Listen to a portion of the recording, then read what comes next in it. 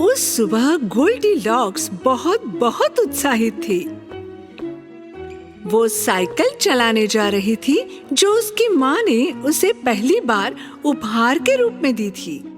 सावधान रहना बेटी, ज्यादा दूर मत जाना। जब गोल्डीलॉक्स अपनी साइकिल पर बैठी तो पहले वो थोड़ा लड़खड़ाई, फिर पैडल चलाने लगी जैसे वो उड़ रही हो। वो अपनी साइकिल इतनी तेजी से चला रही थी कि जब वो एक पल के लिए धीमी हुई और चारों ओर देखा तो उसे एहसास हुआ कि वो एक अनजान जगह पर आ चुकी हैं। मैं कहाँ हूँ? ये जंगल का वो हिस्सा है जहाँ मैं पहले कभी नहीं आई। जैसे ही गोल्डीलॉक्स को एहसास हुआ कि वो घर से दूर चले आई है, वो थोड़ा चिंतित हुई और उसने वापस लौटने का फैसला किया। जब वो पूरी गति से अपनी साइकिल चला रही थी, उसने एक आवाज सुनी और वो सड़क के एक तरफ और उसकी साइकिल सड़क के दूसरी तरफ फेंक दी गई। ओह, मेरे पैर में दर्द हो रहा है। गोल्डीलॉक्स रो रही थी क्योंकि वो खो गई थी और उसका टायर फट गया था।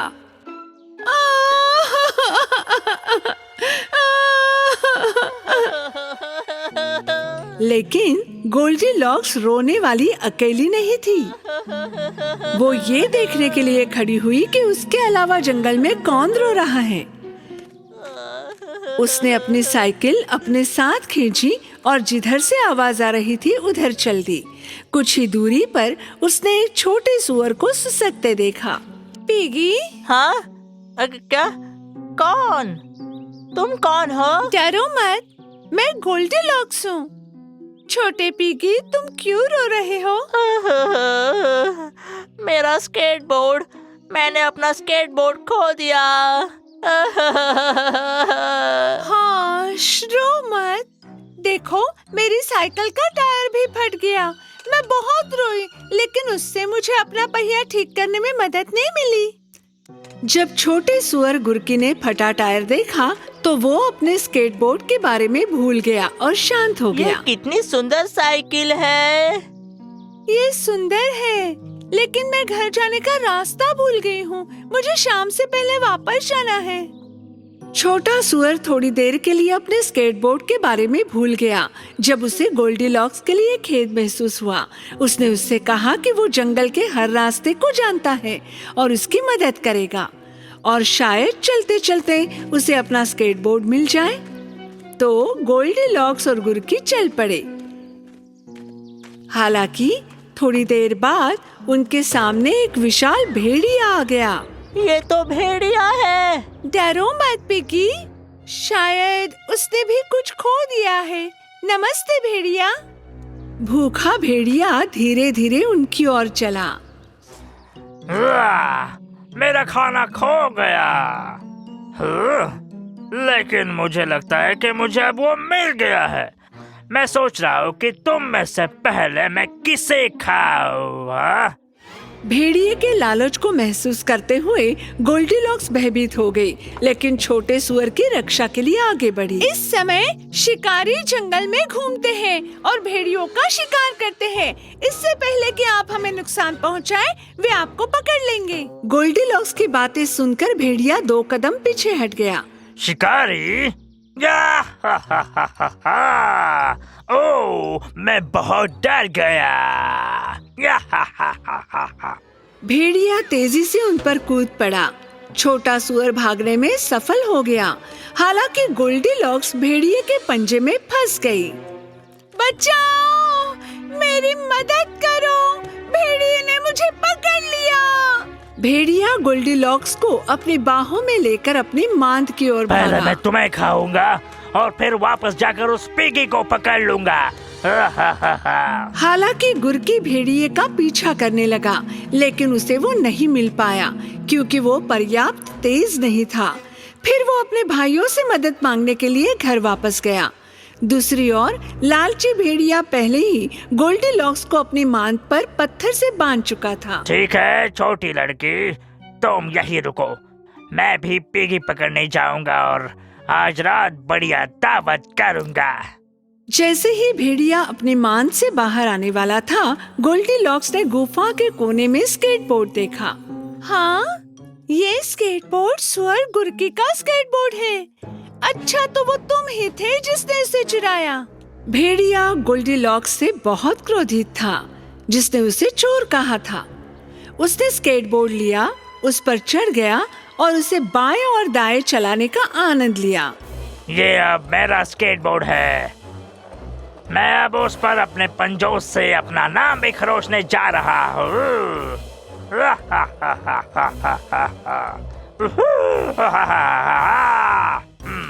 इस बीच छोटा सुअर गुरकी और उसके भाई आखिरकार मान के पास पहुंच गए, लेकिन भेड़िया स्केटबोर्डिंग में इतना व्यस्त था, इसलिए उसने उस पर ध्यान नहीं दिया। गुरकी चुपचाप गोल्डीलॉक्स के पास पहुंचा। हे पिगी, क्या तुम मुझे बचाने आए हो? हाँ, चुप रहो गोल्डीलॉक्स। गुरकी ने जल्दी से गोल्डीलॉक्स को खोल दिया।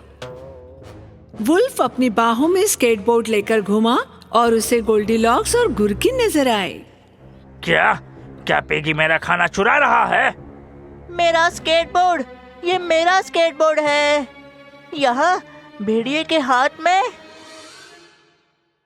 भेड़िए ने गोल्डीलॉक्स और छोटे सुअर पर कूदने के लिए स्केटबोर्ड को एक तरफ फेंक दिया, और जब वो उनकी ओर दौड़ रहा था, गुरकी के भाई अंदर आए। उन्होंने अपनी जेबों में रखे छोटे छोटे कांटेदार अखरोट भेड़िए की ओर फेंके।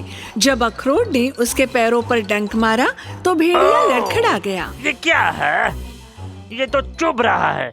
इधर आ जाओ सुअरों, अब मैं तुम्हें पकड़ लूंगा। हालांकि इससे उसे कोई नुकसान नहीं हुआ और वो फिर खड़ा हो गया। वो कांटेदार अखरोट से चिपके हुए सुअर भाइयों पर कूदने ही वाला था। तभी गुरकी ने स्केटबोर्ड पकड़ लिया और तेजी से गोल्डीलॉक्स और उसके भाइयों को अपने पीछे लेकर गुफा से भाग निकला। हमने कर दिखाया।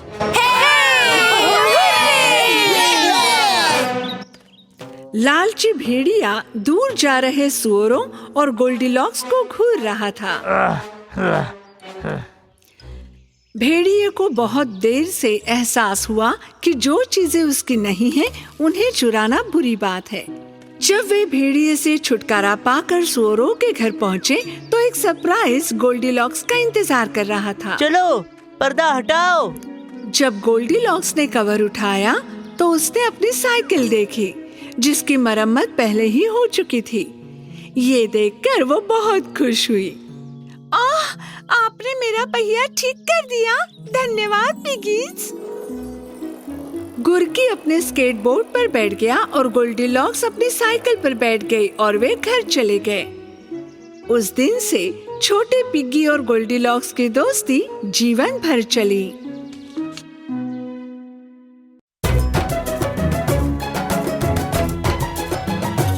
बहुत पहले जंगल में एक भेड़िया था जो अपने परिवार के लिए खाना ढूंढ रहा था। जंगल में उसे एक आवाज सुनाई दी। ढूंढने पे उसे झाड़ियों के बीच एक छोटा सा बच्चा मिला। ये तो इंसान का बच्चा है, भेड़िया चौंक के बोला। वो उस बच्चे को घर ले आया, उसकी रक्षा करने लगा। जंगल का बाघ शेर खान ये देख के नाराज हुआ, क्योंकि उस बच्चे को इंसानों से वो चुरा के लाया था। भेड़िए के परिवार को ये बच्चा बड़ा प्यारा लगा। हम इसे अब से मोगली बुलाएंगे, माँ ने कहा। उस दिन से मोगली अपने भेड़िए भाइयों के साथ रहने लगा। माँ उसका बहुत ख्याल रखती थी, जैसे उसका अपना बच्चा हो। बहुत जल्द ही उसकी सभी जानवरों के साथ दोस्ती हो गई। वो उनके साथ खेलने कूदने लगा और जंगल का चप्पा चप्पा जान चुका था। इसी बीच शेर खान मोगली पर दूर से नजर रखे हुए था और मौका ढूंढ रहा था कि कब उसे पकड़ सके। एक दिन भेड़िया अकेला, भालू बलू और तेंदुआ बगीरा मिले मोगली की बात करने। इंसान के बच्चे सयाने होते हैं, क्यों ना उसे जंगल का बच्चा बनाए। भल्लू और बगीरा, तुम दोनों उसकी रक्षा करोगे और जंगल के हर तौर तरीके सिखाओगे। कई साल बीत गए। बलू बहुत ध्यान से मास्टरी कर रहा था। उसने उसे फल तोड़ना और शहद निकालना सिखाया। मोगली बलू की बातें अच्छे से सुनता था। हर रोज वो ऊंचे ऊंचे पेड़ पे चढ़कर खाना खाता था। बलू ने उसे जंगल की आवाजों को पहचानना भी सिखाया। उसे मोगली पे नाज था। क्या दौड़ता था मोगली, और क्या तैरता था। बगीरा ने उसे सिखाया कैसे इंसान के फंदों को पहचाना जाए और कैसे उनसे बचें।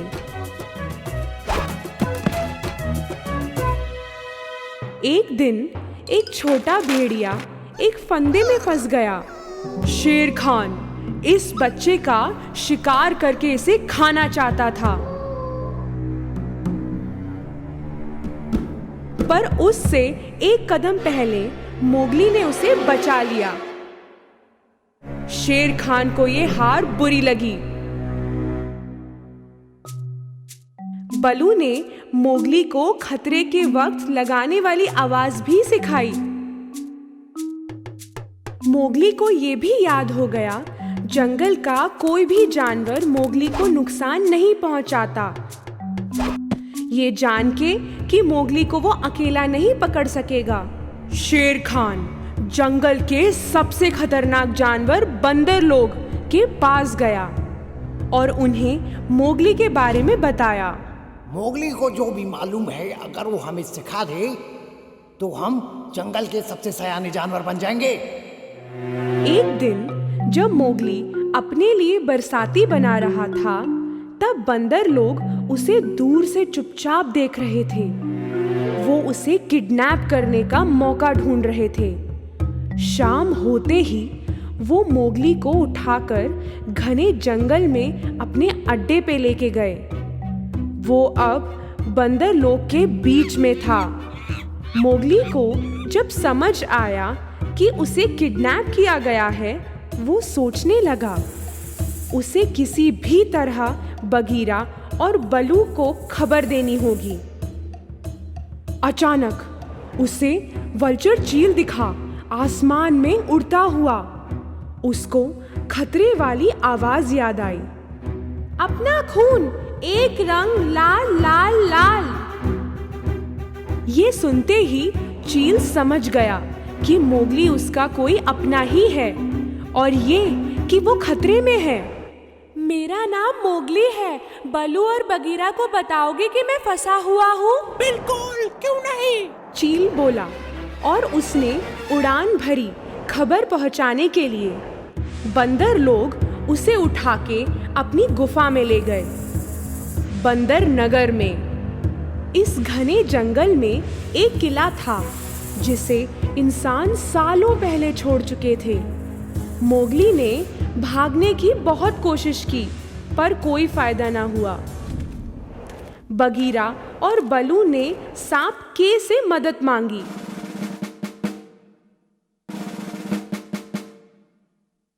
वो तीनों बंदर नगर में एक मूर्ति के पीछे छिप गए। उनको कई बंदर मोगली के आसपास नजर आ रहे थे। वो मोगली को बचाने का मौका ढूंढ रहे थे और मौका आते ही के बोला, अभी चलो, सही मौका है। बगीरा पहले गया, धीरे से बंदरों को डराने। फिर वो अपने पंजों से बंदरों पे वार करने लगा। सारे बंदर डर के मारे भागे।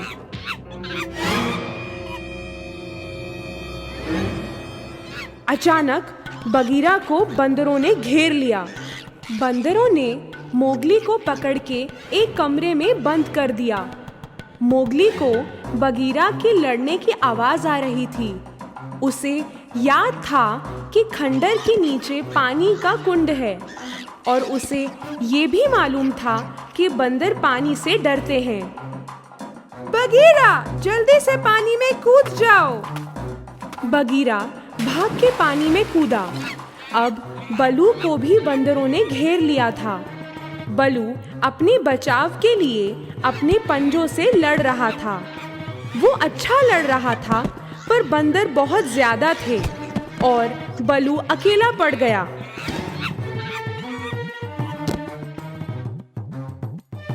उधर बगीरा पानी में बेबस था, अपने दोस्त की मदद नहीं कर पा रहा था।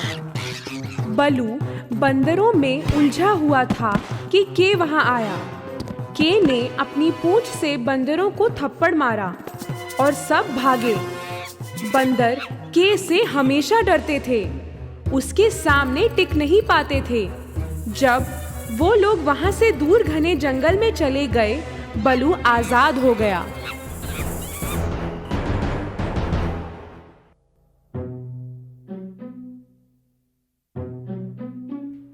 फिर के ने फूंक मारी और बंदर सब सुन्न हो गए। उनकी आवाज बंद हो गई और एकदम से सन्नाटा हो गया।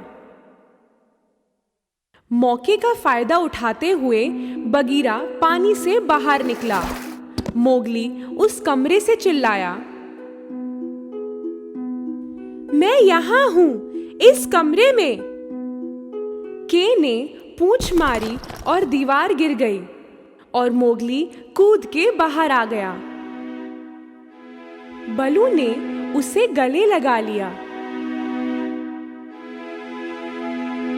ओ, ठीक हो ना तुम? हाँ, ठीक हूँ, पर भूख लगी है बड़ी। तुम सबने अपनी ना सोच के मेरी जान बचाई। थैंक यू उसके लिए। मोगली के को देखकर बहुत खुश हुआ। तुम ना होते तो क्या होता? Thank you. मोगली, बलू और बगीरा के को बाय कह के घर की तरफ गए। अब शेर खान को ये बात समझ में आ गई थी कि जिसके रिश्ते इतने मजबूत हैं, वो उसे घायल नहीं कर सकता। वो अपने घर को लौट गया और वापस नहीं आया। कई साल गुजर गए और मोगली एक नौजवान बन गया था। एक दिन वो इंसानों के गांव के आसपास गया। उसे एक औरत दिखी जिसने उसे पहचान लिया। ये वो बेटा था जिसे एक बाघ ने सालों पहले छीन लिया था। उसने वो बच्चा मोगली को दे दिया। मोगली चौंक गया क्योंकि ये बच्चा बिल्कुल बचपन का मोगली लगता था। तब उसे समझ में आया कि वो बच्चा उसका भाई और वो औरत उसकी माँ है। बलू, बगीरा और के उन्हें देख रहे थे। ओ, अब तुम अपने परिवार के साथ रह सकते हो। जरूरत हो हमारी महसूस तो आवाज लगा देना बस। तुम हमारे भाई हो, ये भूलना मत कभी। Goodbye Mowgli. उसके दोस्तों ने उससे विदा लिया और मोगली अपने इस परिवार के साथ खुशी से रहा। पर उसने अपने जंगल के उस परिवार को कभी नहीं भुलाया जिनसे उसका प्यार का रिश्ता था।